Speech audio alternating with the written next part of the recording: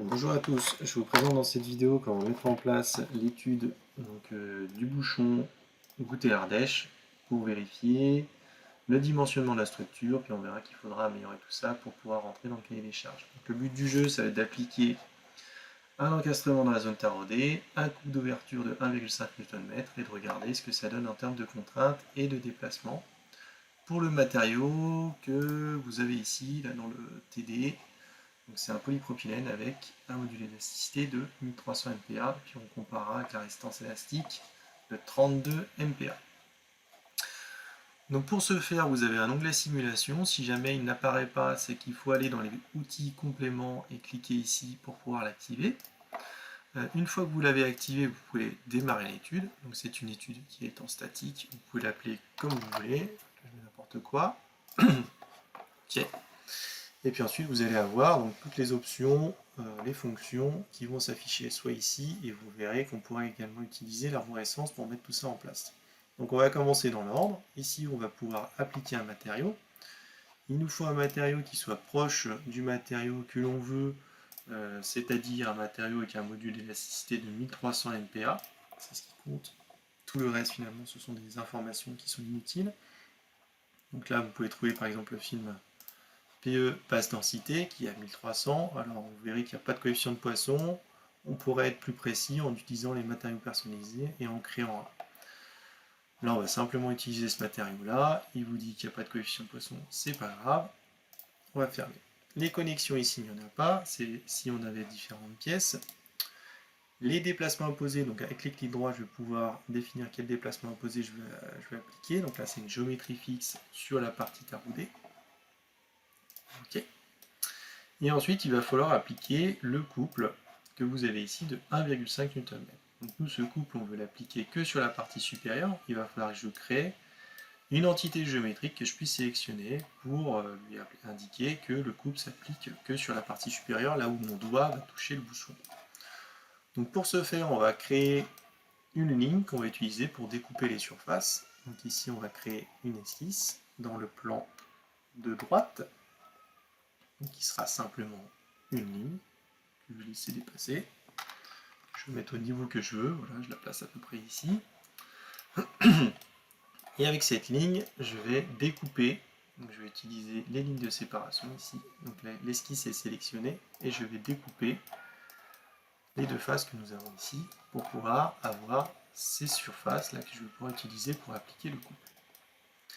Il va me manquer également donc l'axe que vous avez au centre qui nous permet en fait de spécifier autour de quel axe le couple va tourner. Donc là c'est une géométrie de référence, axe, et on va utiliser le plan de face et le plan de droite, et l'intersection des deux va me créer mon axe.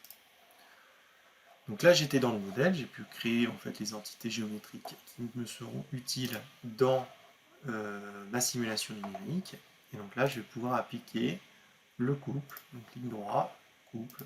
Le couple va s'appliquer sur les faces qui sont ici et là.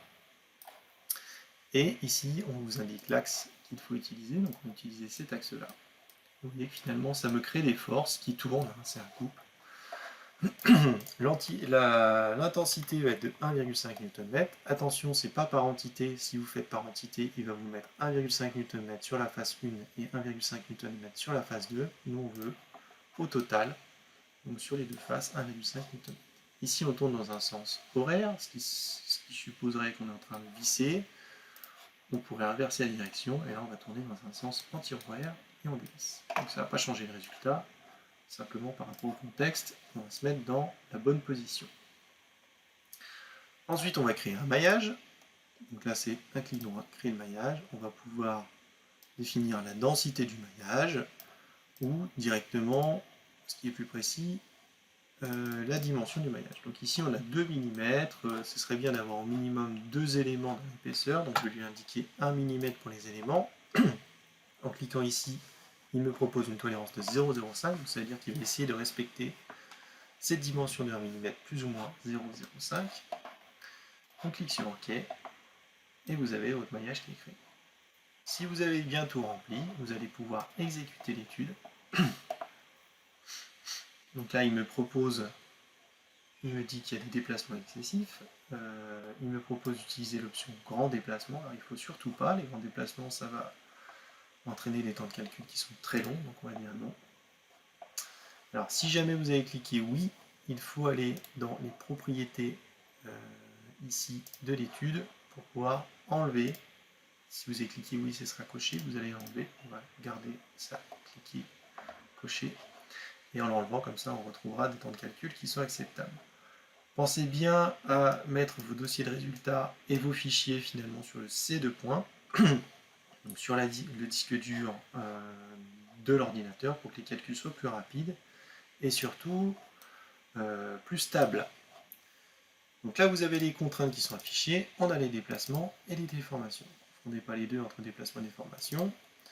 Vous pouvez modifier la définition à chaque fois des tracés en changeant par exemple l'unité. On pourrait utiliser une déformée ici qui est égale à 0,05. Alors c'est très très faible, on pourrait utiliser une déformée qui est différente.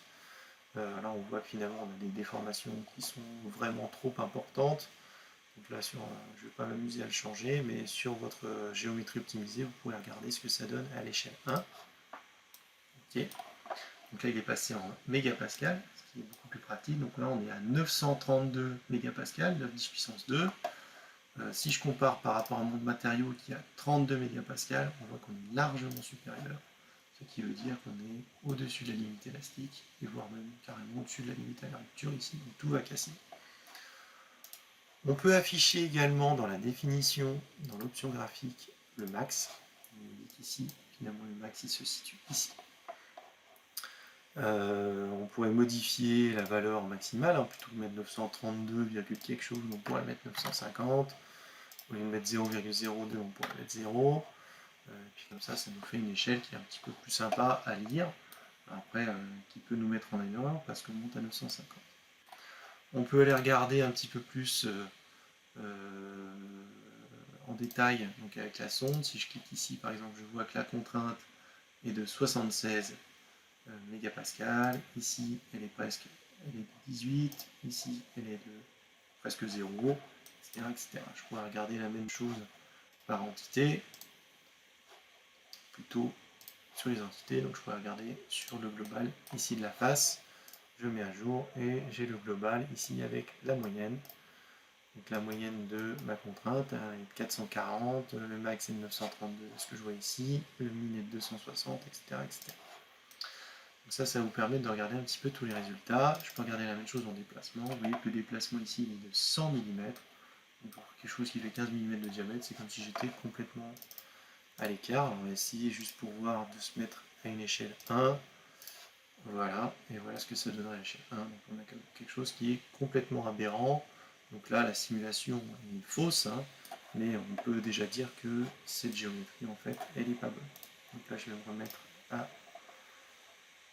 une déformée en automatique. Voilà, donc il est très déconseillé de se mettre à des échelles de déformation inférieures à 1. Supérieures à 1, c'est intéressant pour voir ce que ça donne de manière exagérée. Inférieure à 1, voilà, on se met complètement dans le faux. Si vous présentez ça comme ça, on se dit tout va bien. Oui, quand on passe à 1, c'est catastrophique. On peut travailler un petit peu mieux le maillage. Donc ici, j'ai simplement utilisé une taille globale. On pourrait ajouter des choses plus fines là où j'ai du rouge pour avoir un petit peu plus de précision. Donc là, je vais pouvoir créer un contrôle de maillage. Et on pourrait se dire, tiens, sur ces zones-là et ces zones-là, là où j'avais des contraintes qui étaient très élevées, on va mettre une taille de maille qui est un peu plus petite. On va se mettre à 0,3 par exemple. Avant, j'étais à 1, donc je vais avoir 1 mm sur le reste. Et ici, je vais avoir 0,3. Et là, je vais pouvoir changer le ratio. Le ratio, c'est la transition entre la dimension globale de 1 mm et cette dimension locale de 0,3 mm. On va créer le maillage. Les entités sélectionnées seront là. Très bien. Oui. Donc là, vous voyez que les mailles sont beaucoup plus fines sur cette zone-là que sur le reste du modèle. On peut aller voir le détail du maillage en faisant un clic droit ici, détail, et vous voyez que finalement on a 138 nœuds, ce qui est largement acceptable. En dessous de 500 000, on va dire qu'on est sur des modèles qui sont plutôt légers. On a 92 000 éléments. On a un rapport de forme de 4,6. Hein. Je vous rappelle qu'il faut essayer de se rapprocher plus de 1, mais on voit qu'on a quand même 99,8% des éléments qui ont un facteur de forme inférieur à 3, ce qui est largement acceptable. On peut exécuter l'étude à chaque fois que vous changez quelque chose en amont, vous voyez que les résultats ne sont plus valides, donc il faut recommencer. Là, je vais avoir quelque chose qui est un peu plus long parce que j'ai plus de nœuds. Il me repropose une option grand déplacement, je lui dis non. Et vous avez le résultat qui s'affiche. On se retrouve avec quelque chose qui est légèrement différent de tout à l'heure. On était à 942, là je crois, si je ne me trompe pas, là on est à 939, donc on voit que c'est légèrement différent parce que j'ai affiné le maillage, mais on se retrouve quand même avec des ordres de grandeur qui sont équivalents. Et donc à partir de là, vous pouvez vous amuser à faire votre rapport, soit en faisant des imprimes écran. Donc si vous faites Windows Shift S, vous allez pouvoir faire un imprime écran local. Voilà, puis après ça, c'est dans le presse-papier, vous pouvez le coller dans votre fichier Word, ou alors vous pouvez faire un affichage, une capture d'écran ici, et ça vous capture le global. N'oubliez pas d'indiquer les échelles de déformation dans vos résultats. Voilà, donc une fois que vous avez fait ça, vous allez pouvoir vous amuser maintenant à modifier le modèle, l'améliorer. Forcément, là où j'ai plus de contraintes, c'est là où il va falloir que je rajoute de la matière. Ça, après, c'est en fonction de tout ce qu'on a dit en amont dans la partie théorique et dans la partie calcul analytique.